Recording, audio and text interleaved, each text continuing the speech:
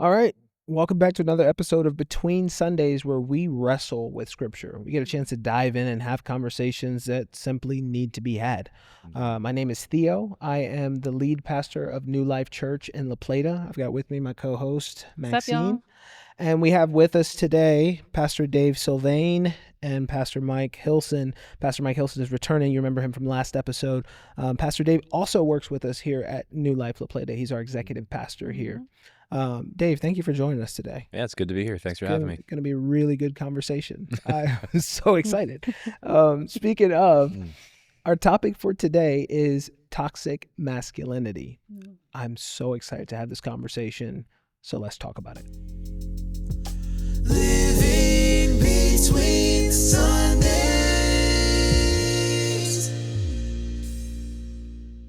All right. So growing up, my dad, whenever I think about masculinity, my dad comes to mind because he was very much masculine.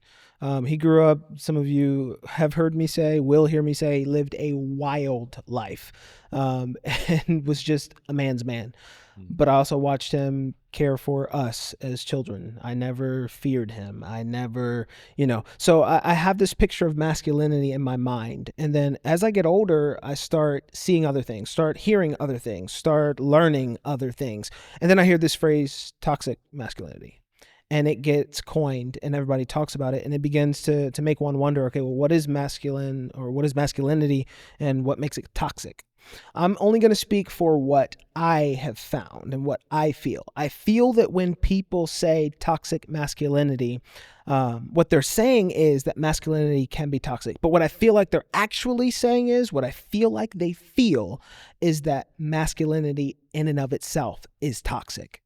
And that bothers me to my core because I don't feel that masculinity is a bad thing. I am proud to be a man. I look up to men who are proud to be men. But then the question is, what does it look like done right? How can we start to put these in their proper places, in their proper categories? Because anything unbridled, unguided is destructive, right? So that's my thoughts. Let's wrestle through it. So, I know you were saying that it was a feeling that you feel like. I feel like when we know that toxic masculinity is someone describing a certain type of behavior, but you feel like they're saying masculine by itself is the bad thing. And it's because of the behaviors that they're talking about masculinity. I want to read this to you and get your thoughts on it. So this is from a Pew Research Center study that was done just a couple years ago. And what they're stating here is that the survey indicates that 43% of Americans believe that society views masculine men positively. Okay. 25% think that it's mostly negative, and then the rest are just neutral. All right. And interestingly, women are more likely than men to perceive positive societal views of masculine men, 49% versus 36%. But the line seems to really been drawn with actually who feels that toxic masculinity is a thing, comes down to actually political party, which is interesting. So it shows that Republican men are more inclined to feel that society views masculine men negatively, which is about 45% compared to Republican women at 24%, and then Democratic men 20%, Democratic women 13%. So this is kind of showing, again, y'all know how I feel about stats and all that stuff, but at least for the people that they polled here, it's kind of drawing a line between parties, that this is how they're viewing it. What do you guys think about that? Well, I think, look, Theo kind of alluded to it. Somehow, and I'm not exactly sure, by the way, which parts of masculinity we would define as toxic and which parts we wouldn't. And probably, quite frankly, those lines would change in given scenarios. If we were, before we started here, we were having this whole conversation about the zombie apocalypse that was not a serious conversation. But all of a sudden, if an apocalypse happens, things you would call toxic about a man before the apocalypse, you want during the apocalypse. So I suppose that the lines move. But it makes sense to me that, how do I say this? I got to be careful. I think that the more to the left of the political spectrum you sit, the less comfortable you are with sheer brazen masculinity. Because it feels threatening. It feels controlling. And when the further on the left of the perspective of the spectrum you get, the more you break down the world in terms of power and lack of ability. And so and the people with power are always the evil ones. Yeah. Well, the men, being the stronger of the two, tend to have more power, and so that's looked down on. So actually, the survey you've just listed makes sense to me. But I'd be curious though, what parts of masculinity are toxic in a general day-to-day basis versus, well, let's assume we're not in the apocalypse. I mean, guys generally are more violent. Yeah, I think if you start there, violence is often what I've heard people bring up. First of all, we're all beating around the same bush, which is that there's really no definition here. right. There's no consistent definition that I've heard about toxic masculinity. So the question is, do we just conflate it with masculinity? Is that what people are really attacking? That's what you're saying. I think you're right. I think people are threatened by aspects of masculinity that are inherently masculine, that are not necessarily equally shared attributes between men and women. Violence being one of those. Women, definitely, biologically speaking, are less violent generally as a gender than the men are. So that's one that women can be violent. I have a wife. I've seen it happen. But Oh, no. but men generally are much Do you mean more. you women, Dave? Yeah, you women are. Just kidding. Red flag, toxic now. But yeah, that's what I think's going on in part. And men are more violent, and there's a lot of statistics to back that up. There's much more violence coming from the male side. More domestic abuse. There's certainly, when you look at all of the major shooters that have occurred, I think they're all male, except with a very, very tiny bit. I don't even know. I haven't even looked it up, but every time I've ever looked, it's been a man. Yeah. So we've got a problem in masculinity that everybody agrees exists. But is it just because they're men? And is it uniquely a toxic thing, that there is a toxic masculinity? I don't know. I don't know the answer. I just hate it when we don't define terms. Yeah. I hate it when we're debating stuff that shouldn't be debated. I think we all agree men need to be better. Every society lauds good men Yeah. and wants good men to be present. Yeah. And I think that's really what we should define, what a good man is. Right. And then celebrate that rather than just complaining about toxic males. But Theo pointed out the answer here, which is the way that a young man figures out what it means to be a good, strong man is by seeing another man model it. Yeah. There was an incident years ago. I can't even remember how long ago it was, but I read about it where a safari park, they wanted elephants in their park, so they went and got these young male elephants and they brought them in. But this problem arose that they'd never had anywhere else, which was the elephants started goring the rhinos to death. And they couldn't figure out why they were doing it. So they finally went to an elephant expert who said, well, you don't have an adult male. And they said, what does that matter? Well, just watch. They brought in an adult male. The adult male knocked the other two younger males in line, and all of the problems stopped because the man took over and taught the boys how to be men. Yeah. And honestly, the root in my mind of toxic masculinity is boys who were never taught to be men by good men. Yeah, and this would align very much with a really good book I like. I recommend it. It's called Proverbs, where the whole book is. Where do you find that? It's in a Did you book get that? that's called the Holy Bible. Oh, wow. And it's really just a father. The first 7 chapters are a father writing to a son, and it's all about going after wisdom and getting rid of folly. And look, I am now 40 years old, so that means that I grew up in the 90s and the early 2000s. Now, I thank God, I really do. Thank God that these cameras were not on me when I was in my teens, because I was the definition of a toxic male in the way that I was violent, foolhardy, and did dude stuff that shouldn't have been done, but dudes often do when they're around other dudes and not any adult elephants. Males, parents, Right. good godly men. We do dude stuff. We want to fight. We want to test each other's strength. We want to break stuff. We want to test the limits. We want to find out what the boundaries are, and we often do that because through violence and through all the other things. And when we see other guys do it, we want to do it too. So I thank God that smartphones weren't a thing when I was a kid, because I definitely would be on some YouTube video somewhere doing something really stupid and be in prison probably or whatever. But by God's grace, that didn't happen. But a lot of guys nowadays are on social media all the Yeah. time, especially young guys. And what are they seeing? They're seeing the most outrageous stuff. Why? Because that's what we celebrate. Like that's what the algorithm even, and what it's actually made to do is to highlight stuff that other people like you are looking at, or stuff that you're interested in. And then it just keeps putting that in front of you. And if you're interested in dumb stuff that you like to do, you're going to see other guys doing dumb stuff. You get an echo chamber. Everybody just does dumb stuff. You're going to do dumb stuff. Yeah. Unless you got Big Daddy Elephant over here who comes in and lays the hurt on you. All right. I like the way that he like kind of pointed to you I as know, being Big Daddy Elephant. I was just respecting my elders. That's all. I was acknowledging and respecting the elders. I am 58, which means there is no evidence of anything I did when I was a kid, because it would have to be on VHS, and even that wasn't really around. It took like work to have a camcorder on your shoulder. Yeah, like that. but I will say it was there's a book out there. It's called The Boy Crisis, and right at the moment I'm missing the name of the author. But one of the things that he points out is, and this is a challenge with society, you do have toxic males who weren't taught how to be good men by good men.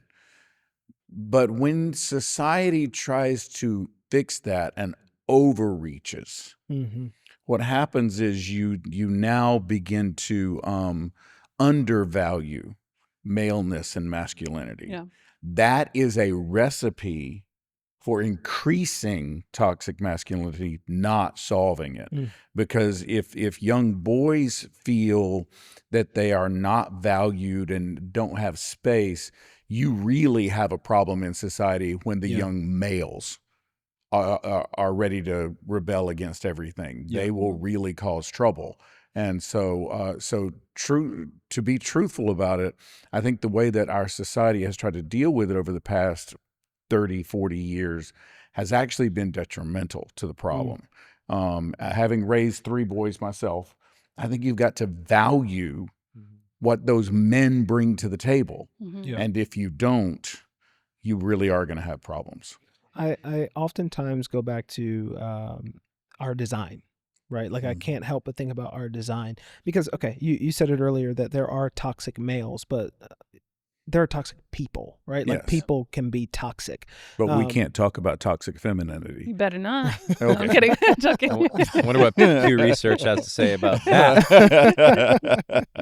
But this idea of like how we were designed, I can't help but go back to boys are going to be boys, right? And I don't mean that in a way as excusing the bad things. Right. I just mean that in the sense of I believe that deep down, God created us to be adventurous, to push boundaries, to see those limits. And with Big Daddy Elephant, as you said, with Big Daddy Elephant there to let you know, do not cross this line. This is not okay.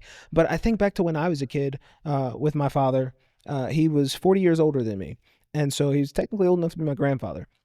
But so he was into old westerns, and so we would watch John Wayne and Clint Eastwood, and we watched the Gladiator movie with Russell Crowe. I watched all that stuff with my dad. Now I look back at it, I'm like, I was probably too young to be watching some of that stuff, but I can remember watching it and just being like, that is so cool. That is so awesome. These guys that are just out there surviving in the wild, just living, gunslingers, whatever it was. And there was this part of me that just loved the adventure of it, right? And I listened to this book, Wild at Heart. I forget the name of the author. John Eldridge. Yes. My father and I listened to that book together. And I remember him talking about the design, how God created boys. This is how he put it. He said, no boy wants to be remembered, no man wants to be remembered as cute or as soft or as, that can be parts of your personality, but he was like, nobody wants to be remembered as the little choir boy with your nice neat robe and the part down the middle of your hair. And he just kind of paints this whole picture of it. And I'm sitting there listening and I'm like, man, he's right. Like, I like when my mom says, you're such a nice boy, right? I want my mom to say that about me. I don't want anybody in the rest of the world to look at me as a sweet, nice little boy, right? And I can't help but believe that part of that is by design from God. When I look in the Bible and I see the mighty men of God, we were talking about David's mighty men the other day, some of the feats that they did, some of the amazing things that God would lead people to do that required this willingness to push through the hard things, that required this willingness to push some of the boundaries, that required this ability to be out there, to put yourself out there. And I think that is not celebrated enough. Yeah. I think the God-given design to be forward, to be aggressive, even in certain circumstances, I don't think that's celebrated enough. But I was talking to you the other day, and I said, but when you think about it, you don't want our military to be soft. You don't want the policemen or the firemen that you're calling in the middle of the night to be soft. You want them to be aggressive. You want them to be on top of it. You want them to be out front. Yeah, I think part of this too is like, I mean, we've talked about this in previous episodes too, but like, it's easier for us to sit here who have an understanding of who God is and how he designed us and that, but that's not where the culture operates. So they're lacking that understanding, that they're missing that. And so I think a lot of times, you know, I'm coming from a teaching background. And so one of the things, if I'd go into a classroom that was chaotic, that was my specialty, coming into classrooms that were like chaos, what you would often see is that the teachers were constantly calling out bad behavior, like all the time, like this, and just hyper focusing on the bad. I think naturally we do this. We focus on like the bad behavior, right? But the way to actually get the class to be better is to start calling out the positives, good behavior and stuff. But in our society, we do the same thing, right? And so I think what happened is we do have this problem. No one's saying that this problem doesn't exist. There are people who are toxic. There are men's toxicity can turn violent, which is a bigger problem, right? It's a bigger problem here.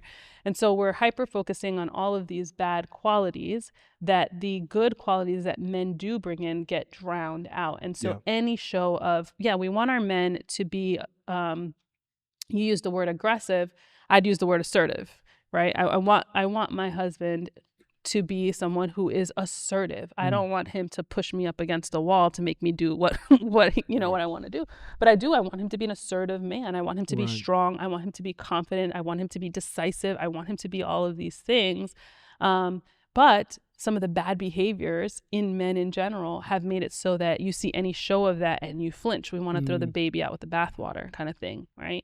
And I think this is part of what we're seeing, because the solution has been, and you guys started talking about this a little bit, the solution is the other side. How do we make our men, our boys, because this is starting in school, right? How do we make our boys softer, right? And so we code it with emotional intelligence. We talk about emotional intelligence a lot, but what we really mean is how do we make them more feminine in certain aspects. I know how we've done it with our dogs.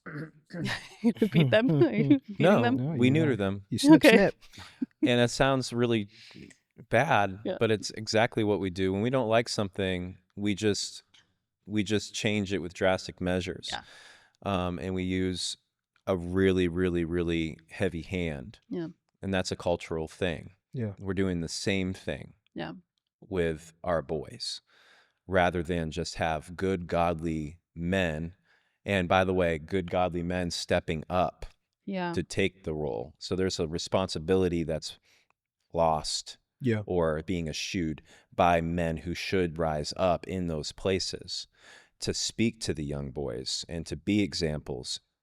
And maybe there's a dearth of those kind of men. Maybe that's the larger issue. We certainly know that there's a failure to launch issue, that many men of my generation have just decided to put off maturity as long as they possibly can in favor of fake sex, which is pornography, and fake war, which is video games, and fake money, which is V-Bucks or Bitcoin or whatever else. No offense, some of that's not all bad, but we're doing all the fake things, and we haven't risen up to look at the young men that maybe some of them have fathered, or at least been sperm donors for, because they haven't shown up as fathers.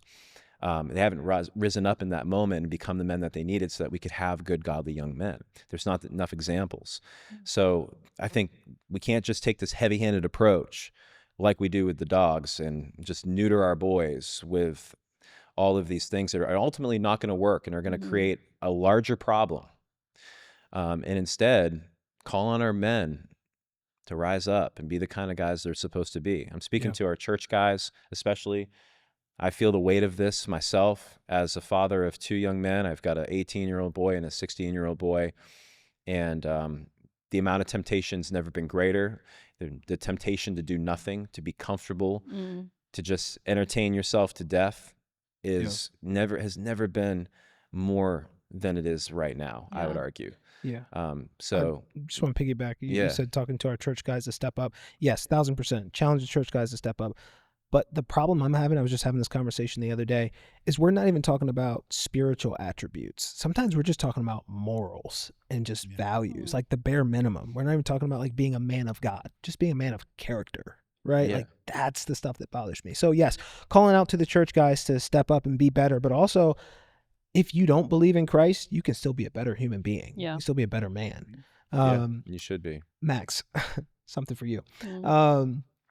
There was a poll that went out on social media a few months ago, and it was basically asking, it was the results of asking women, would they rather go into the woods with a strange man or with a bear? Mhm. And overarching, I don't remember the exact number, but a Mhm. lot of women said they would rather the bear. Yeah. And I remember when I read that, I laughed first, and then I was like, that's silly, kind of second. And I was like, man, that hurts, kind of Yeah. third, right? Yeah. I need your real-time Okay. reaction to that. Sorry your feelings are hurt.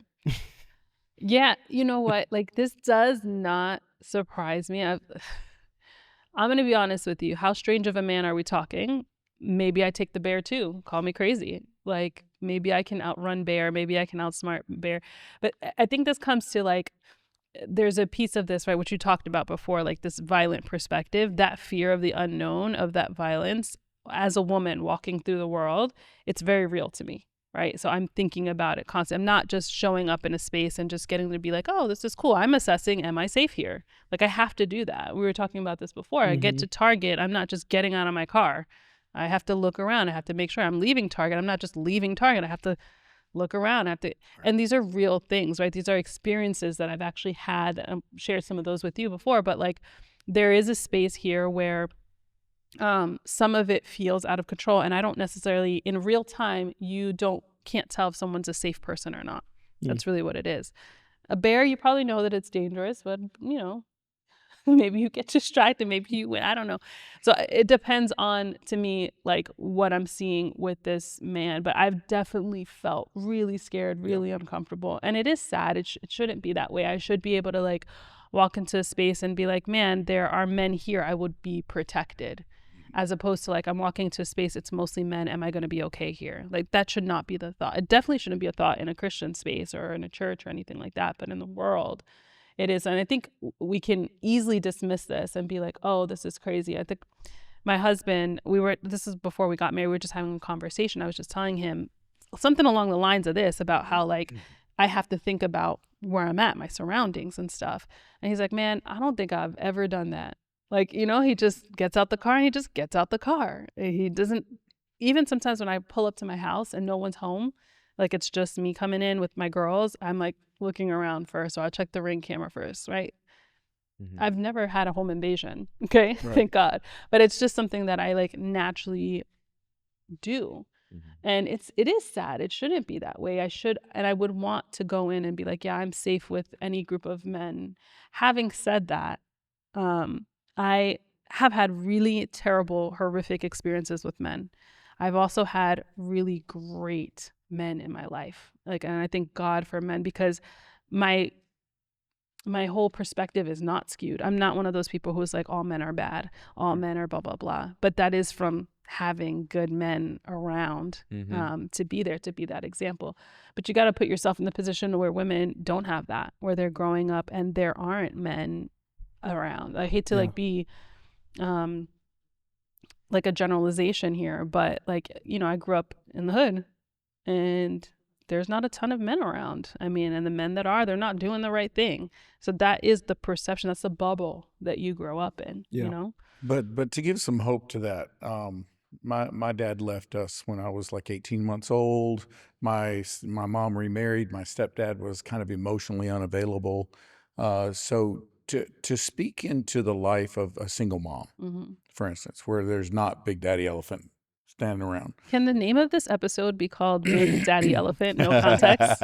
You know, but to speak into that, I'd like to speak some hope into that. Yeah. Because a strong woman can teach a boy how to be good and how Absolutely. to come along. Yes. And then the Holy Spirit can do the rest. Mm-hmm. Not having a good male role model growing up, except for my grandfathers who were there, but I wasn't around them all the time. Yeah. Not having that, I still figured it out. The Holy Spirit helped me and guided me. And now I've raised 3 men who I think are good men. Mm-hmm. And my oldest is all of mine are about 30 now. So they're in their 30s.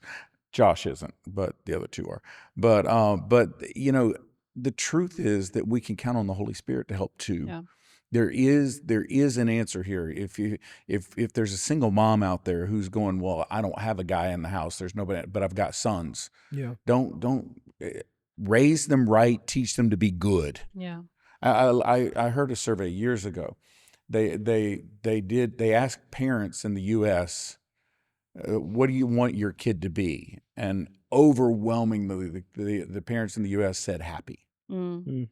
They asked parents in Japan, what do you want your kids to be? This is back in the 80s. And the overwhelming answer was good. Mm. Wow. Okay, good is a better choice than happy. Yeah. Because I can't make my kids happy. But if I can teach them to be good, they can find a happy space. Yeah. And this is true with boys or girls, but with boys intentionally, I don't want a single mom out there to get worried. Yeah. Yeah. Because work at it, teach them to be good, and then let the Holy Spirit guide Yeah. as you go along. Mm. I'd also like to make another turn. Hmm. When we talk about toxic masculinity, we're always talking about guys that want to fight and go out and go hunt something and kill it. And I mean, Caveman. we're kind of going there, going caveman. You know what I wish we could have a revival of? Hmm. I wish we could have a revival of the Renaissance man Mm. who could shoot the deer, dress the deer, bring it home, feed the family, and then still knew how to play a guitar and a piano and still sang and still. Why can't we do that anymore? When did we decide that the arts and music aren't masculine? Mm. Yeah. And why did we decide that? That was a bad choice. Mm-hmm. So I actually would love to see a revival of the Renaissance man. Let me throw that one out. I mean, I Mhm. think the Renaissance man is a term that we only use because we stopped reading the Bible at some point, because that's a biblical man. It is. Mm. Yeah. It is. David. David could do yeah. all those things. Now, David had some toxic stuff going on because he went and killed a man just to get his wife. Yeah, Yeah. that happened. Well, he So got that the was- wife and then killed the man. Excuse me. Yes, Yes. but not good. Yeah. Right. Very toxic. But he also could do all the things that you just said. He Yeah. could bear, lion, didn't matter. Go take it down. But then he Take wrote care of music. the animals. He played music. And he was And the he foremost danced. psalmist. He Yeah. danced. He was a dancer. You know. Yeah. The biblical picture of masculinity, I think, is the best one, because you get to see both the highlights and the lows. You can see the imperfections of the man. It doesn't hold back. But then you also have the shining example in Jesus, Yeah. who was the ultimate man, who was vulnerable and tender enough to weep over a friend publicly in front of others, Yeah. Mhm. but at the same time flip tables and whip people who needed to be kicked out of the temple. And You have- endured a horrific beating and nailed to a cross. And the Bible says, like a sheep before the slaughter, he didn't say a word, made Yeah. no sound. No, I mean, he didn't he's even just- have to make a defense. He could have. He Oh, had yeah. everything at his disposal. He had like a nuclear arsenal, so to speak, and he didn't use it, Right. which is amazing. Yeah, I Yeah. tell people that the Bible. I love the Bible because the Bible is practically good. Yes. Like Mhm. kind of like what I was saying earlier. Like, yes, it will help you spiritually. I do believe that everyone should. I've been in this whole conversation of tent of meeting. Exodus chapter 33 has been on my mind for months now. But this idea that yes, in order to be the best man you can be, you need to be in the tent of meeting. But outside of that, so many people can look back to the teachings of Jesus, the life of Jesus, and just say, if people, and in this conversation, if men were to be this and to do this, the world would be a better place, Mhm. right? Jesus is that example. So speaking of examples, can you guys tell me some examples, some moments, whether it's people in your lives or moments in your lives that kind of really stuck out to you as you were growing up, learning what it meant to be a man? Well, I mentioned my Man. grandfathers. Both my grandfathers, solid Christian, Wesleyan pastors, but Grandpa Freeman in particular. Now, when we would work, he would work. We'd get out in the back. I remember watching him fix the last house he bought, and he fixed it up, and we would help him fix it up. We would work in the yard, and he would work. Now, he was not quick, and so at some point it would be, Michael, now let's just sit down, just let's take a minute, and then, Mama, go get me and Michael a Pepsi, and we'd sit there and we'd have a Pepsi, and then we'd get back to work. But the thing I always remember about him most is when he would pray. Mm. And you would ask him to do the blessing for a family meal. And when he would start to pray, it's like the Holy Spirit just started falling. I took some friends over there one day, and we're sitting there and got close to the end of the conversation. Now, Michael, let me pray for you boys. And he began to pray, and oh my word, he prayed, open the windows of heaven. We walk out, give him a hug, and we walk out. The door closes behind us, and my two buddies look at me and said, "Is it that way all the time?" I'm like, "Yeah, pretty much."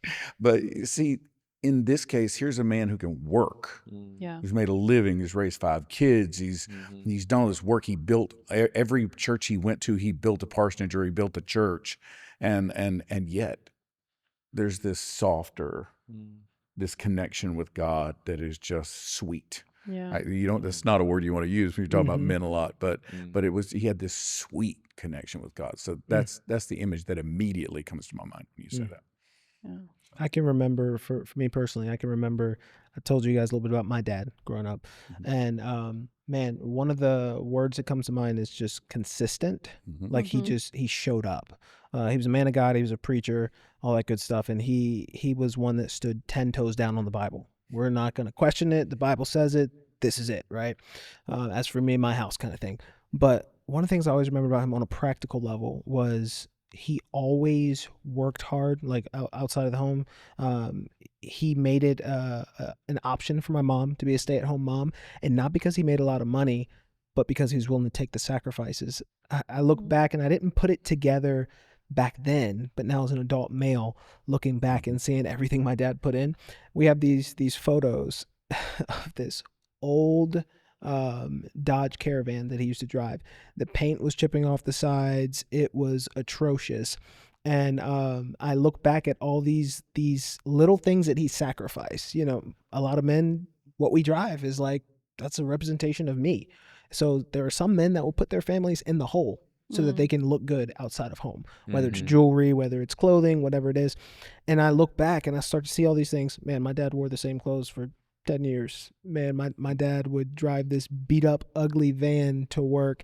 And he jokingly called it his Yukon Denali, because that was his dream truck that he wanted to be driving. He's like, I'm going to go hop in the Denali. And, but I look back at things like that. I remember when I was 14 and made the basketball team, and he would show up to games. He would come in after work, still in his work clothes. He was tired, but he would show up.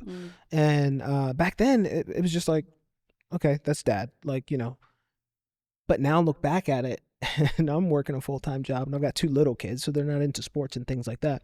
But I'm starting to realize what it takes to be consistent and to show up and to sacrifice. It's a lot. And I'm like, thank God for my dad, right? Like that's all I can do is just thank God for my dad. He was just consistent. That's the word that comes to mind. That's the example that comes to mind for me. Yeah. I think what I learned is that you can't learn everything from any one man, because the truth is that you really don't know anybody completely. Even those that are closest to you, you get a really good picture of your father, maybe your brother, your uncles, perhaps cousins, if you get to spend that much time. But I lived in a house with just my mom and dad, and all of my family, all of my relatives were states away. So I saw them maybe twice a year at best, but definitely once a year. And then later on in life, almost never. So it was really just dad. And dad, I love my dad, but he's not a perfect man. Yeah. There's a lot of good things that he's taught me, and I took away I think all the good that he wanted to teach.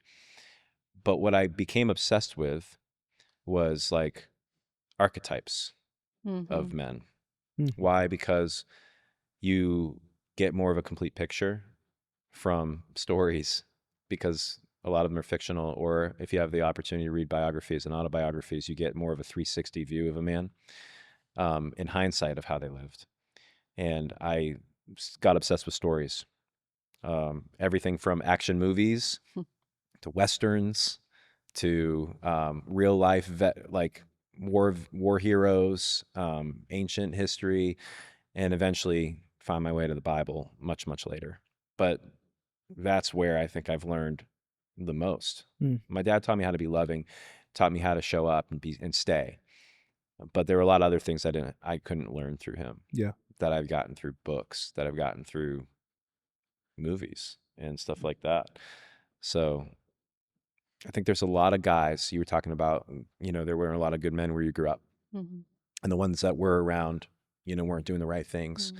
And there's a lot of us that lack access to good men that are like flesh and blood examples right next to them, maybe because they just haven't ventured out. Maybe they're right down the street and they don't know it, but in their little bubble. But all of us, hopefully, everybody has access to the archetypes and to the actual living examples that have come before through book, through story, through video that we can glean from. I think really more than ever in history, there's men lack no opportunity to learn and see examples, even if they're far. So that certainly was mine. And then I've fortunately in these last, 15 years, been around a lot of really exceptional men that I got to see embody and exemplify the characteristics that I was attracted to in the archetypes that I would look at, but with flesh on, in real life, could ask questions and see them living out. Yeah. So yeah, I hope that's a good word of hope for all of y'all who don't have good men around. They're in the books, they're in history, they're in the Bible. Right. Now, kind of taking a turn, because both of you are raising and have raised something like that, sons, right? You said you've got an 18-year-old and a 16-year-old. 16. You've got 30, some in their I believe 30s it's and 33, 30, and 28 okay. are the boys. So I'm gonna ask you first. What's been some of the hardest moments about raising sons? Oh man. Okay. Hardest and best are the same thing. Okay. Because I always wanted my sons to be assertive is the right word, not aggressive. And I always wanted them to be, I always wanted them to speak their minds. And so some of the hardest things with the boys was this argumentative back and forth debate that we would get. Drove Tina's dad absolutely bonkers that I would let them debate with me like that. But I think it was very important now to see them able to hold their own in a conversation, to understand that I needed to let them do that. And so now we still have debates, and it still can get on my nerves sometimes. They can wear me out, but at the same time, it's really cool to watch them navigate their own lives. I remember one time my middle son, Stephen, my oldest son, Robert, and my youngest son, Joshua, are very much kind of men's men, kind of, they work out a lot. They like doing all the sports and the hunting and all that stuff, all that. My middle son, Stephen, is the theater kid. But I remember Stephen, we're having this conversation back and forth. I don't even remember what we were arguing about. But he's the one that's slightly shorter than I am still, and but I charged him because we were having an argument, and I charged him. I got right up in his face, and he stood there. He didn't do anything. He didn't react, but he also didn't show. There was strength in his face, and once I stopped yelling at him, I stopped and I just stood there and stared at him, and I looked at him. I went, "Good job." And he said, "What?" I said, "You didn't back up. I'm glad you didn't back up." And he went, "I wasn't about to." And I went, that's my moment where I said, this might be my theater kid, but he ain't weak. You know, and honestly, I don't think you need aggressive, mean men, but I also don't think you need weak men. Right. Yeah. And these strength is not aggression. Strength is not balling up your fist and hitting somebody. Quite frankly, If you ball up your fist and you hit someone that you're supposed to be taking care of, your wife, your children, anything like that, That's you know what I weak. mean? You're a dog. Yeah. Yeah. Because that's the way animals act. You don't act like that. A man knows how to do how to control that. Self-control. And so, but I want them to be strong. And The and lack so of it's kind strength. of the boast. Lack of strength is just as toxic as Oh, yeah. overuse of strength. Oh, yeah. Right. And honestly, no child wants a weak dad. No wife wants a weak husband. Yeah. No. The world doesn't want weak leaders. We don't elect weak leaders. Yeah. When someone looks, even on the political stage, when someone looks, if someone looks weak, they will lose the election because they look weak. Mm-hmm. Not because you don't like their ideas, but because they look weak. Yeah. And we've seen that happen over and over again. I could go through it, but I won't. But, Now, before I get to you, Dave, my son, he's just about to turn 2, so we're still in the baby phases of it, Yeah. right? But even now, I see in him, my baby girl, she's 4, just turned 4. Miles is about to turn 2, and I can see just the differences in them. Not only because male and female, but just personality differences. Brooklyn, y'all have heard me say she's the one. She'll talk a mile a minute as long as you don't even have to talk back. She'll just keep talking. It doesn't matter. But that's just her personality. Miles, he doesn't like to talk as much. He is the stubborn one, though. Brooklyn is crafty. She'll talk her way around as many things. He is so stubborn. He sees something, he wants it, and he's going to go after it. He's going to charge headfirst after it. And at first, when I noticed that about him, and I noticed it was a character trait, not just, little kids being little kids, no, this is part of his personality. When I first noticed it, it kind of got on my nerves. And then just as quickly as it got on my nerves, I was like, that could be a superpower too. To have a young man who is rooted and grounded in the right things, but is willing to charge after the things of God and the people of God head first without stopping and determined. with tenacity. Yes, makes me excited. It reminded me of it when you said that your middle son, Stephen, didn't back down. Yep. It was like that, the strength that you look for. Yes, that's my boy. Yes. Yeah. Dave, some cool moments of fathering The sons. hardest thing is coming to terms with the fact that you can't give them everything that you want to give them. I'm not talking about materially at all, but that certainly can play into it. But mainly that you can't be the one, be the perfect example and to be perfect all the way through. Yeah. Because it's easier for me right now to think of the times that I've failed as a father and the ways that I've been toxic and selfish and all of those things in my parenting of them than it is for me to remember a lot of the good things. I see good attributes and I know that I've contributed for certain, and so has Casey, my wife. And I know that a lot of it's God's grace and a great community. So there's so many things. But coming to terms with the fact that I had failed and then having to look your children in the face and apologize for, which I think every man should do because we all fail. I think it's a really good thing to be able to look at your kids and them see you in your strength, apologize for making a mistake or for doing something that is hypocritical or wrong. I didn't realize how hard that would be because you're dealing with disappointing people that you love with a love that's indescribable, right? So it's like, it's those things. It's wrestling and grappling with yourself, and the fact that you're looking at little reflections of you. You get frustrated with them, and you realize I'm really frustrated because that's my fault. I put that in there. That came from me, and I saw that not just in me. I saw that in my dad, and I see that this is a family problem, and so you can't give them everything. You realize you're part of what you're frustrated with.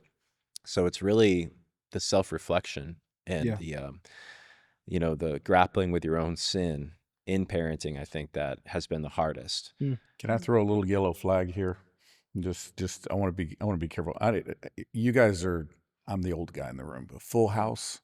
Did you ever watch Full House? The show? Yeah. I always hated that show. I never watched it. The I three hated dad- it not three because dads. every episode ends Oh yeah. with the dad apologizing to the girls because he's a stupid idiot, Yeah. and the girls are always the smartest ones in the room. Never noticed that. You can't do that.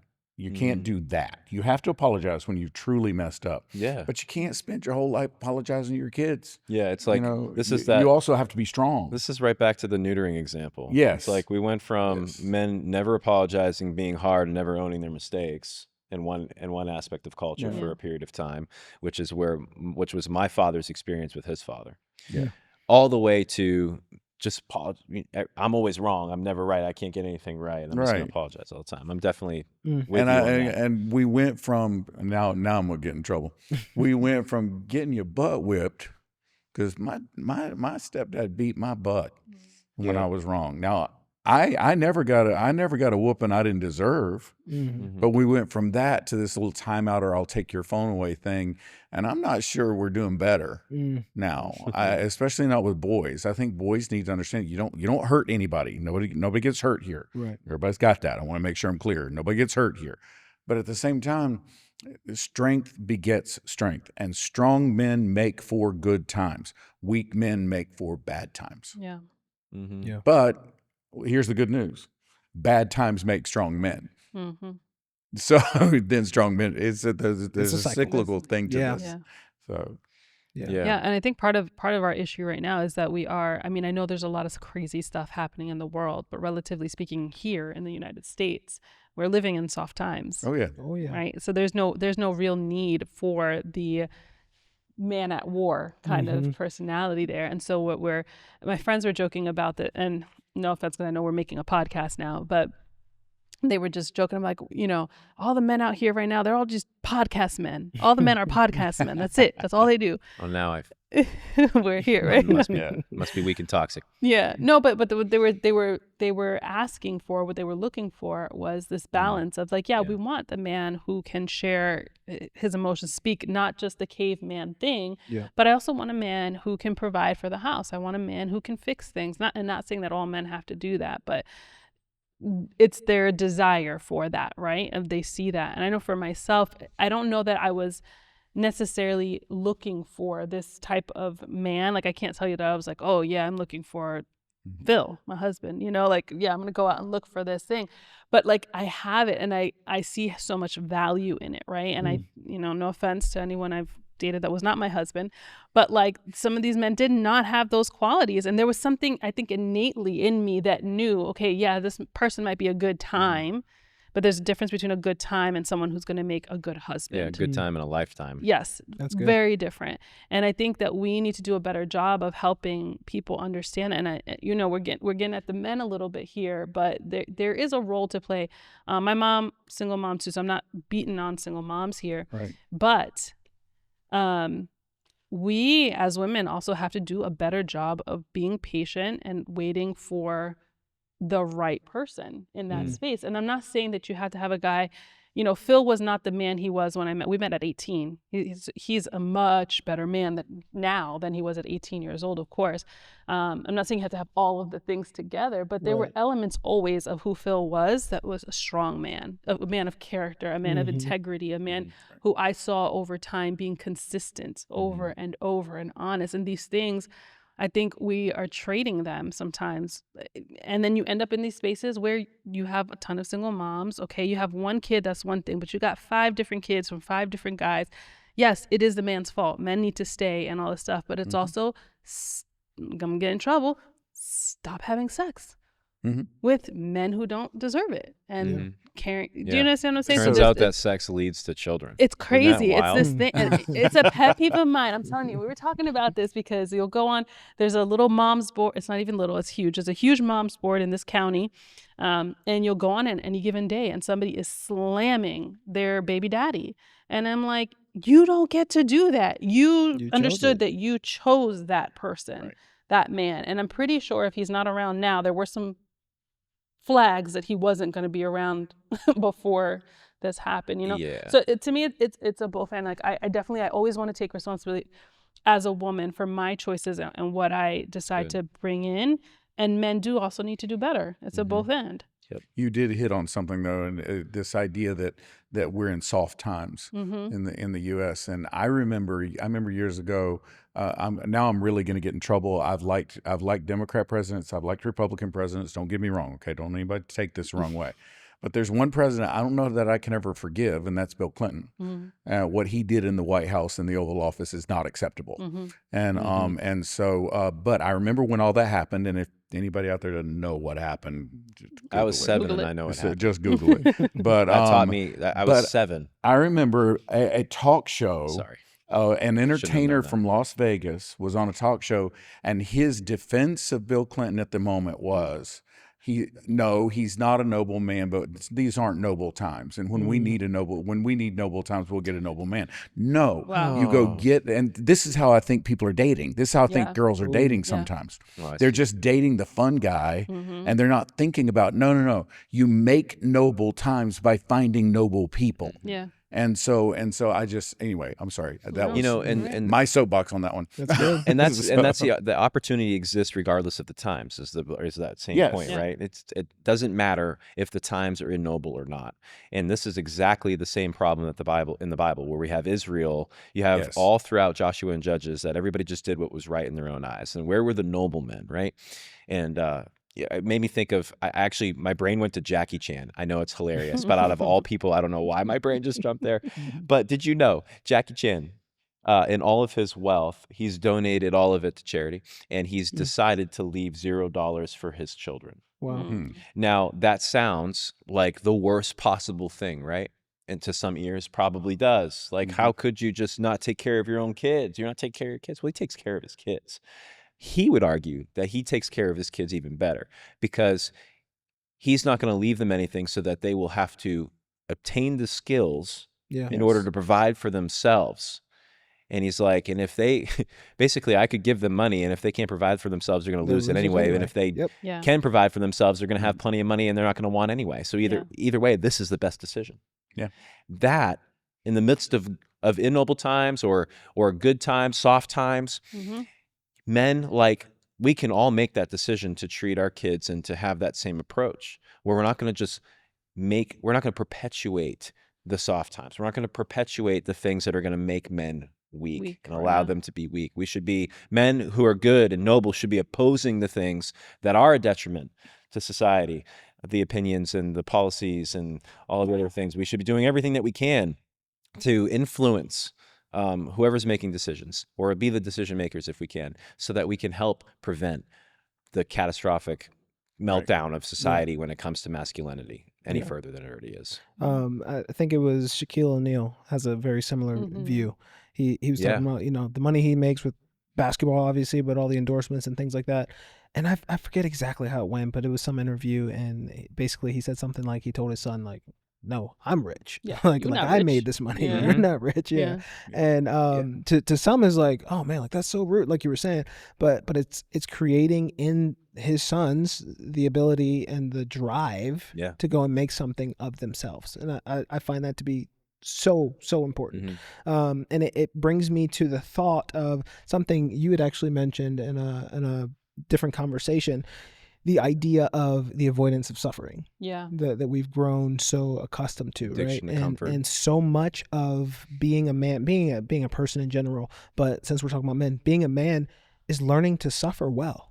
And there's been some controversy over that statement right there. Jackie Hill Perry said it in one of her podcast episodes or something, and people were throwing her under the bus for it, saying suffer culture is not of God. We're supposed to be victorious people and all this. Okay, I hear what you're saying, but Jesus suffered, and he told his disciples, I'm sending you out as sheep among wolves. Like, things are going to get difficult, right?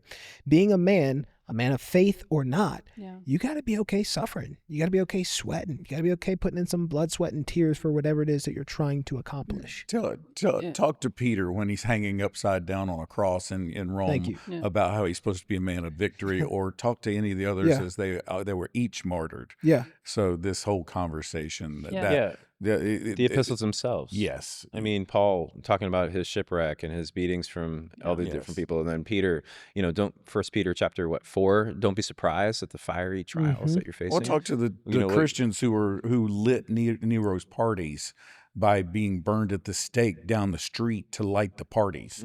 Talk to them about victory. Now there's victory, don't get me wrong. Right. but not the victory you're thinking. Yeah, Yeah. it's not what those people are Yeah. talking about. You do have to learn to suffer well.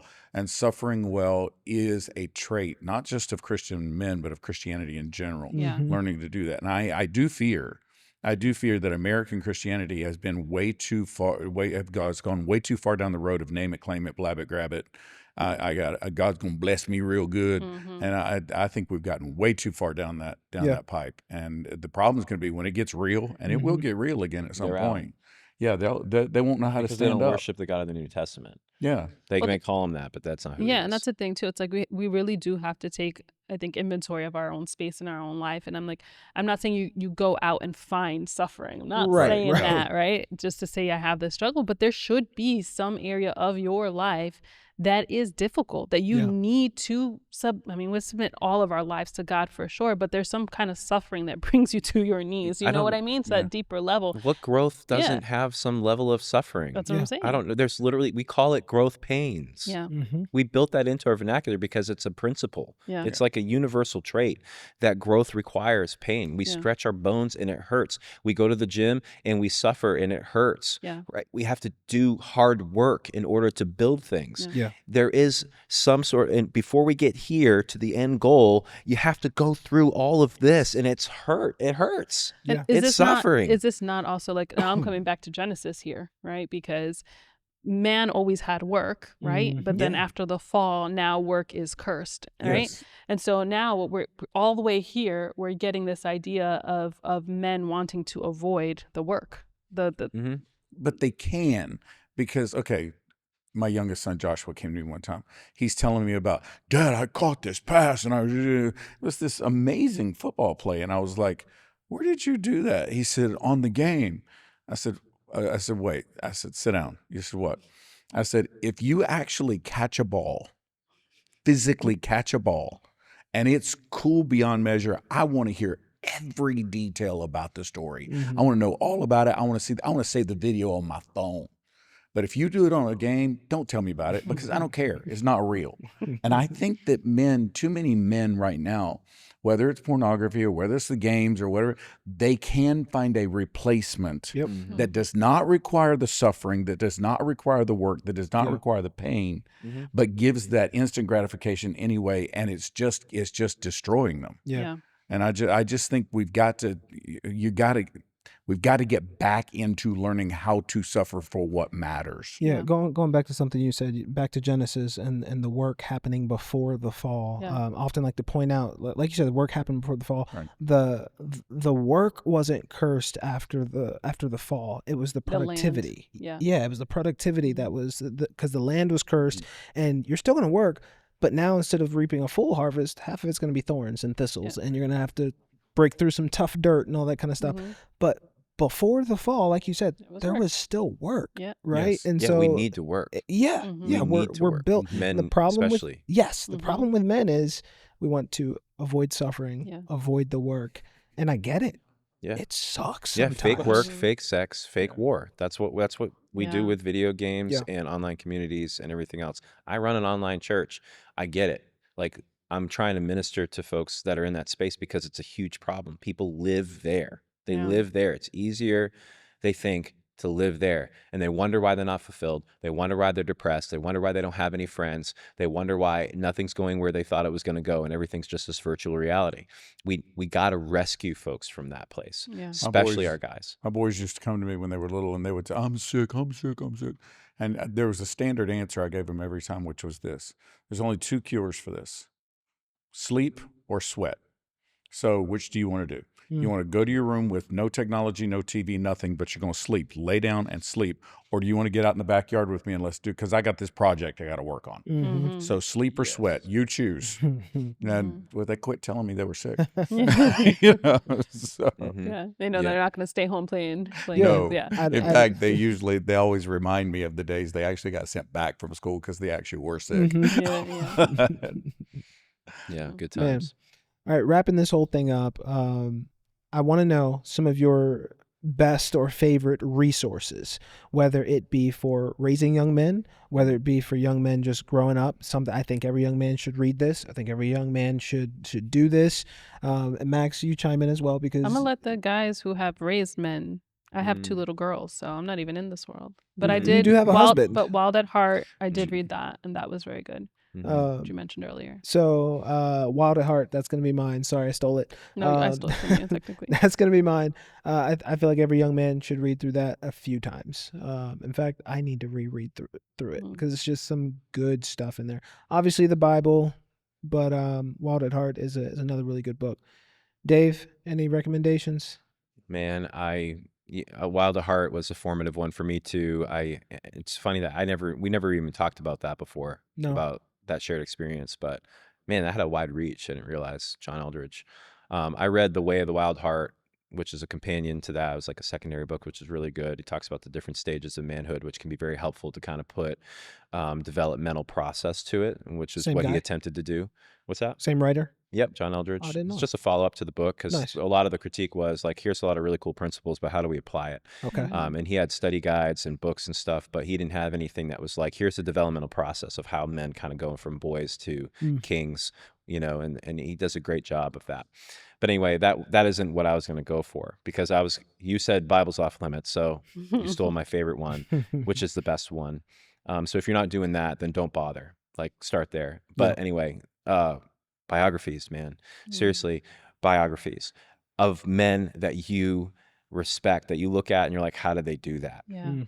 Like one of my favorite ever, Teddy Roosevelt. Highly recommend reading about Teddy Roosevelt, especially if you're a man, a man's man you want to be, and especially if you feel small, frail, soft, afraid, weak. I don't know what other synonyms. He was all those things, and somehow through choice and then putting the feet to the work became one of the greatest leaders in the free world. Just a man's man and a great political leader and a great guy.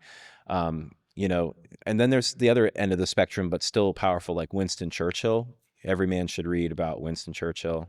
Just going fast forwarding. I like my American history and British history, and that time period's really cool. Nice. And then go way back to like, Hannibal. That would be an incredible one for young men to read, because what's better? Lecter? No, That's the what popped in general. my brain as soon as he said it. Same here. I'm like, where's said I was how's gonna he be going to good. tie this together? Silence of the Lambs. No, good Lord, no. That's a great one not to watch, to know not what to do. But if you want to learn what to do, as far as leadership and being a general, I mean, he never wrote about himself, and the Carthaginians never wrote about him, but the people who feared him wrote about him.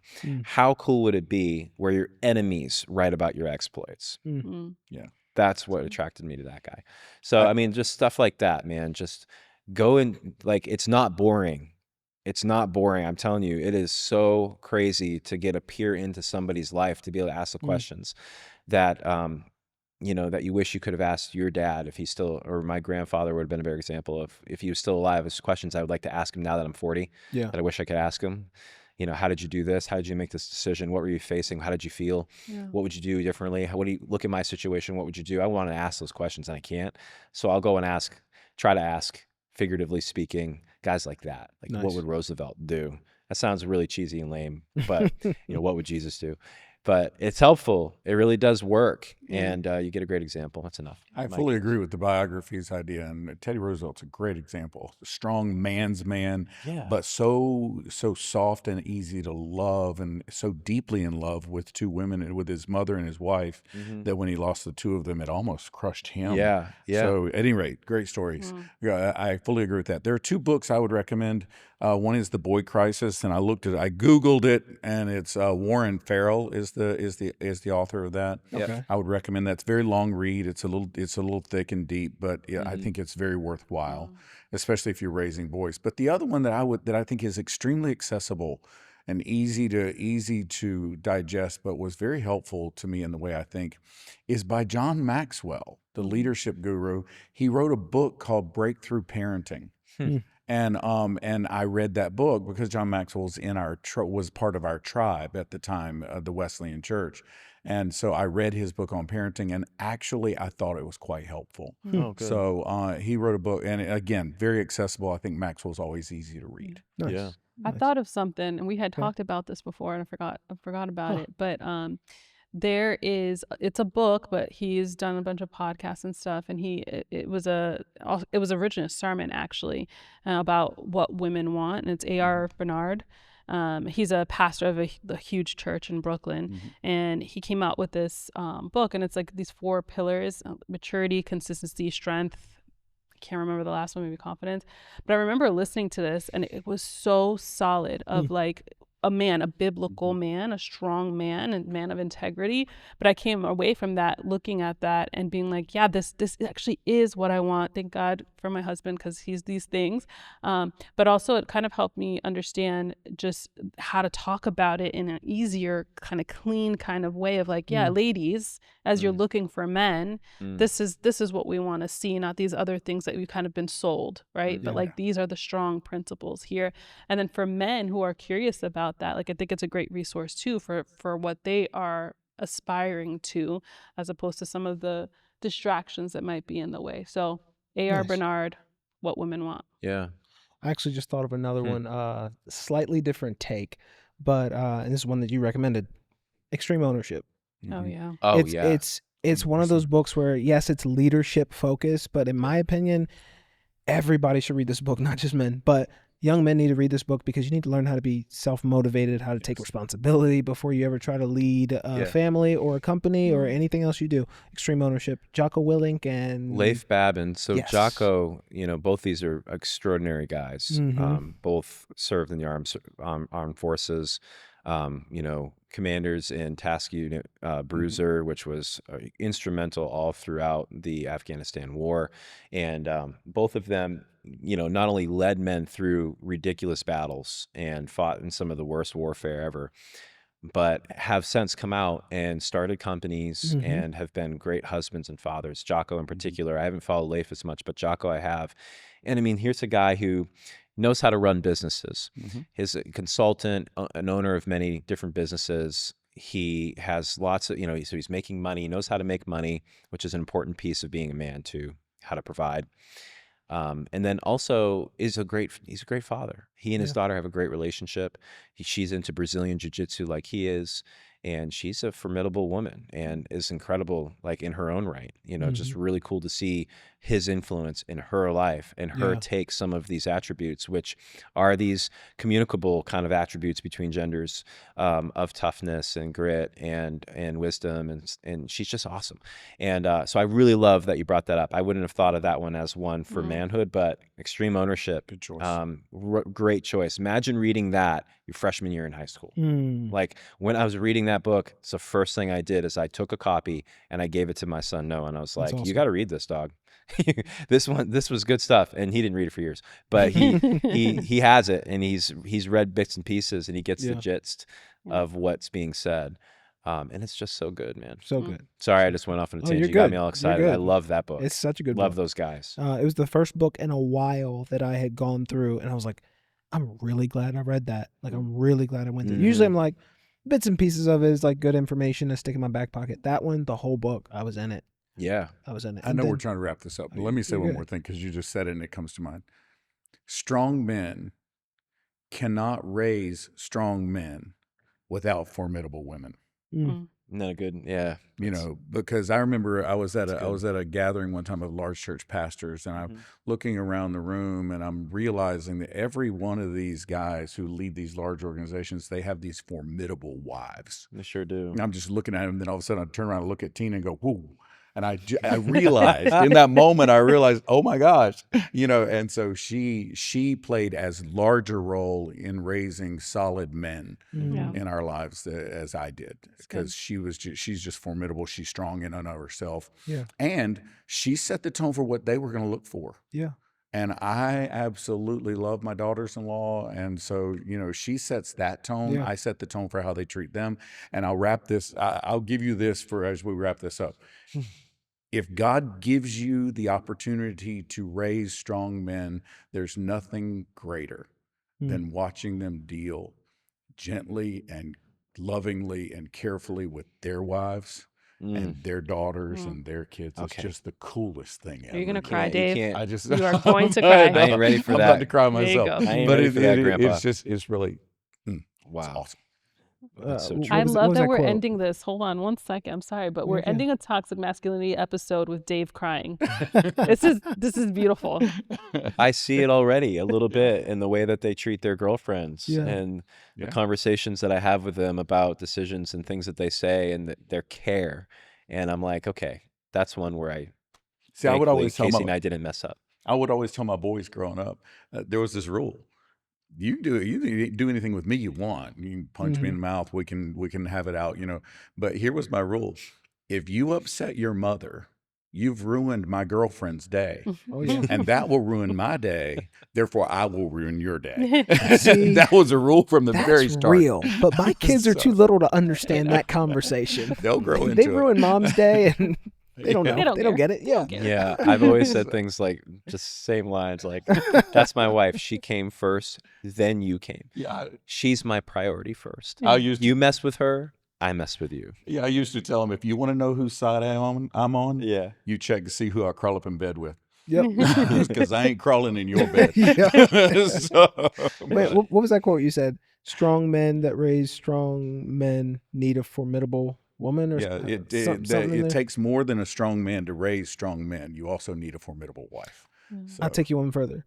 In order to keep a formidable wife, you have to be a strong That's man. 100% true.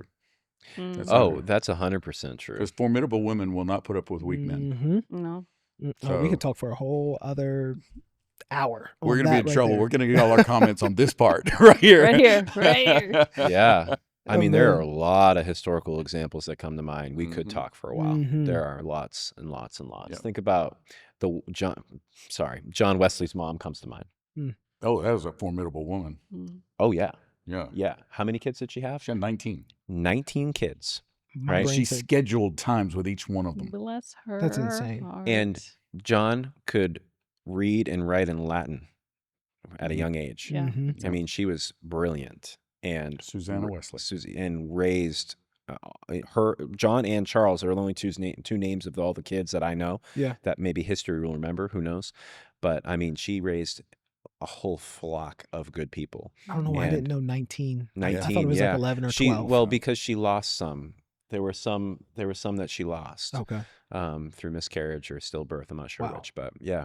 Yeah. I mean, so that my brain just went straight to her because I've always admired that example and thought about what would it be like, to see your kids do something as great as like Yeah. John or Charles, Wow. who are going to be remembered for until Jesus returns. Right. Well, speaking of formidable women, you're going to want to catch the next episode. See what All you right, did just a there. little teaser. Hey, Pastor Mike, Pastor Dave, Maxine, I want to thank y'all for joining me in this conversation. As always, I have fun wrestling through this stuff, and we're all learning every single day, just like you guys. So I want to thank y'all for joining us in this conversation, and I'll see you next time as we dive into conversations that need to be had between Sundays. Living